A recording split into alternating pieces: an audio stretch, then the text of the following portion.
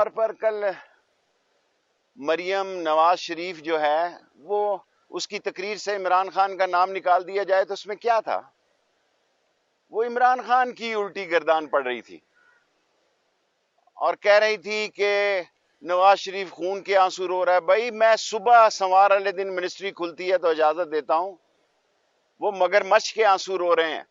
اگر خون کے آنسو رو رہے ہیں تو جس دن 24 گھنٹوں کے اندر، اور یہ ان کے لیے بہتر وقت ہے، پھر اللہ کو پتا ہے، کیونکہ وہاں لندن جا کے جس طرح وہ پلین ہو کر لندن گئے تو وہاں ان کو خون کے آنسو رونے کی کوئی ضرورت نہیں ہے.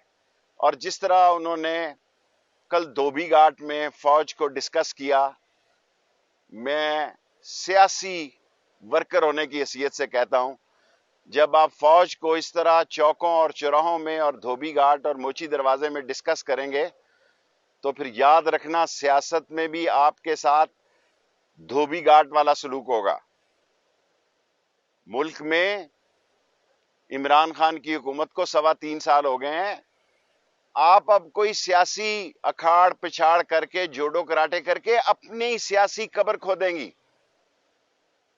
اور 5واں سال الیکشن کا سال ہوتا ہے.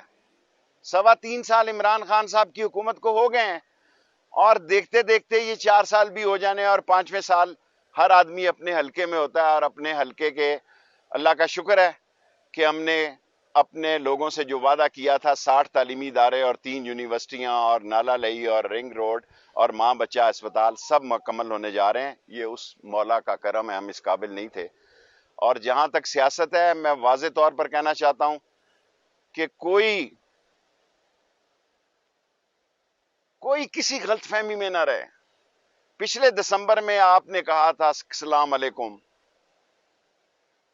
کہ عمران خان جا رہے ہیں، کل آپ نے پھر کہا کل گئے، کہیں نہیں جا رہے. انشاءاللہ تعالی اللہ کے حکم سے اور نبی کے صدقے میں عمران خان 5 سال پورے کریں گے اور اگلا الیکشن ہے، اس کے لیے تیاری کریں گے اور فیصلہ قوم نے کرنا ہے. اور آج